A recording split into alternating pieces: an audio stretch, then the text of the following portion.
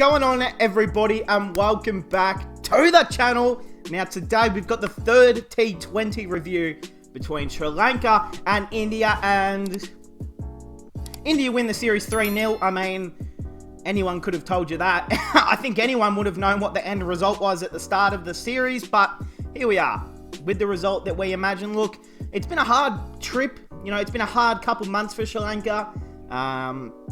You know, they come to Australia, they lose 4-1, and now they go to India and they get smashed 3-0.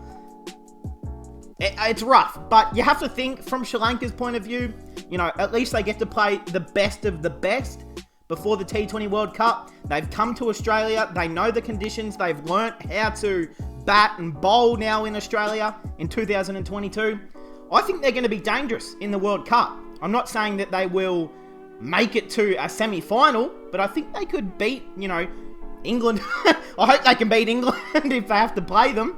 But hey, let's just jump straight into the T20 review. Here we go. Also, apologies for missing out on the second T20 game. It was on the weekend. I don't know. I did do a live stream that day, but it was before the match had started. So, yeah, look, I didn't watch the entire match, but obviously I went over the scorecard, and yeah, I do know what happened in that match. So apologies there for no review, but we are here. Player of the match, Shreyas Iyer, 73 not out of 45. I mean, what a great series he's had, and he just tops it off with the player of the series. Congratulations to the man, Shreyas Iyer. Yeah, that's big time. That's big time stuff right there. From, you know, being dropped as Delhi captain's captain, from injuring his shoulder, from being essentially excluded from every national team. He had to fight his way back through, you know, the lower grades and had to fight back to earn his spot back in the internationals teams. And here he is, and he's putting on a show. So, yeah, it's inspirational if you ask me.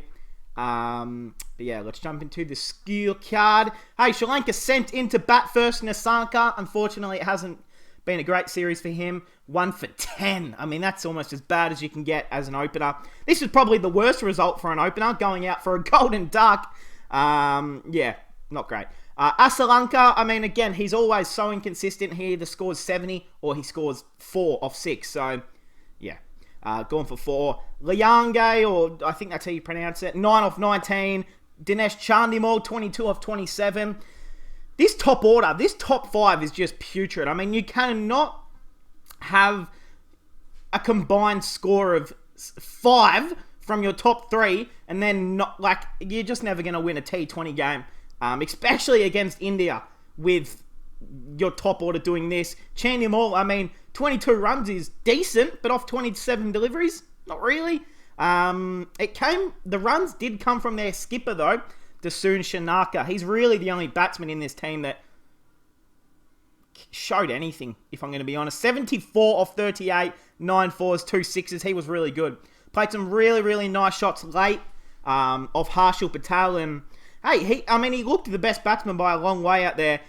And what he didn't try to say, send everything for 6, like every other batsman does in this team. He just played his shots, hit the same gaps for 4, 4, 4, 4. I mean, he hit 9 fours.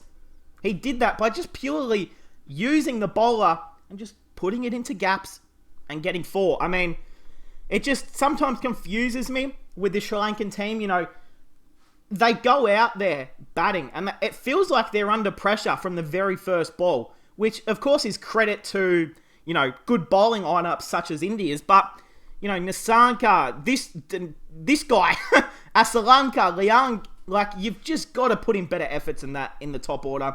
If this was the Indian top order, they would all be fired tomorrow. So, yeah, Karunaratne not out for 12 as well at the end. Into the bowlers now. Look, with all due respect, this is probably India's second bowling attack, third bowling attack even. So it just proves how much good depth and how many good bowlers there are in Indian cricket at the moment. But, of course, Siraj, you know, you guys know, everyone loves... I love Siraj. So I think he deserves to be in here, of course. But, you know, if the T20 World Cup final was played tomorrow, would Avesh Khan be in there? Would Harshal Patel be in there? Would Kuldeep Yadav be in there? Would Bishnoi be in there? Probably not. You know, of course, Kuldeep's maybe, but they probably go with Yuzi Chahal or Chakravarthi over Kuldeep, I think, at the moment is the way they'd go. Even Bishnoi's bowled really well. But, you know, there's no Bumrah, no Shami, there's no... Jadeja didn't even have to bowl. I don't know if he's back and bowling yet, but he didn't bowl either. So I guess that's why they went with the 2 spinners as well.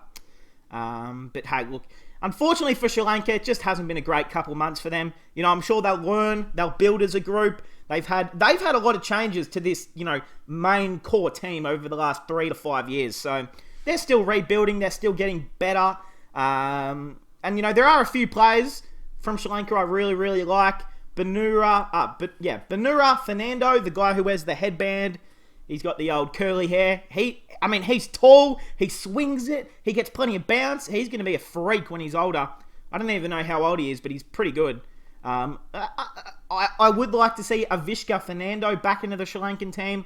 Okay, he's been in horrible form, but I still feel like he's one of their most brightest and young batsmen. Young batsmen, that's what they do. They go through big form slumps, and then they'll come back with a big 85 or 40. So I think I would play him over literally anyone in this team, if I'm going to be honest. All right, into India's batting lineup, chasing down 147. Look, it was always going to be quite simple, you would have thought, for the Indians. Sanju Samson opening the batting. You love to see it. What you don't love to see is 18 off 12, 3 fours. He started getting into his innings, and then the next ball he went out. So, disappointing. Now, look, again, if the World Cup team was picked tomorrow, is Sanju Samson opening the batting? Hell no. I mean, when you got Rahul, Shikhar, Virat can open. I mean, there's plenty of guys who can obviously... Gaikwad, even Venki Iyer. I mean, there's a lot of players who can open the batting for India. It's one of the many strengths they have. But, yeah, I love to see Sanju out there. He deserves some more respect, and I hope he has a great IPL and can, you know, push his name into selection. Sharma, gone for 5, unfortunately. But, hey, great series for him as captain. So, yup. Shreyas Iyer, the man of the series, not out 73 off 45. 9 fours, 1 6 again. Just proving his absolute class and at the top level. You know, I think people have been waiting for him to make this transition from him being an amazing first-class cricketer, an amazing IPL cricketer, someone who can dominate the smaller forms of the game, but can he push it into international? And he's proving that all 2020 at the moment. 2022, sorry. And he, you know, played some good test matches late last year against New Zealand on home soil. So, I think he's in some great form. And if the World Cup team was picked tomorrow, again, is he in there? I feel like that last spot in this team is like a Ishan Kishan, Suryakumar Yadav, Shreyas Iyer, even Deepak Huda, Venki Iyer. I feel like all of these guys are fighting for those last, you know, 1 to 2 positions. Yeah. Has Shreyas Iyer played on Australian conditions? I'm trying to think. I think he might have played a game or 2, but yeah. Deepak Huda, the man, 21 off 16. Venki Iyer. I hope his hands are good when he took that catch. He looked quite hurt, but yeah, Venki Iyer, the man right there. Unfortunately, look, I don't think this was probably the series for him to just shine and just show his excellence. He's been good at times, but unfortunately, you probably think that Jadeja is obviously the frontline all-rounder. We already know that, but I feel like if Hardik Pandya was fit and ready to go to bowl and bat at his best tomorrow, Hardik Pandya would be in this team, absolutely. And the man, Ravi Jadeja, 22 of 15. I mean, we saw what he did in the second T20 where he went bananas.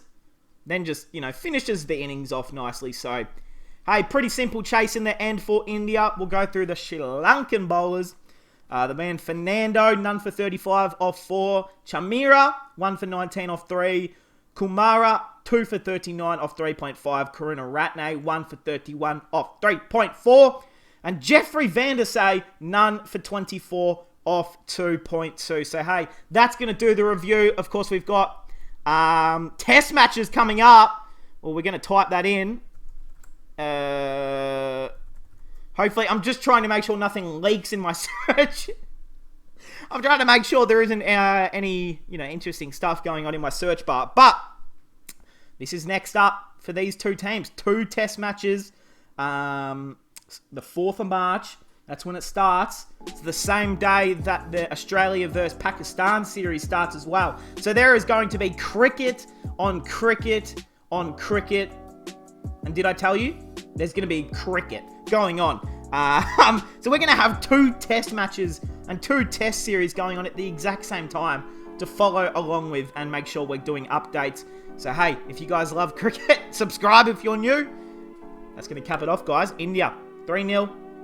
Test series coming up. Yay.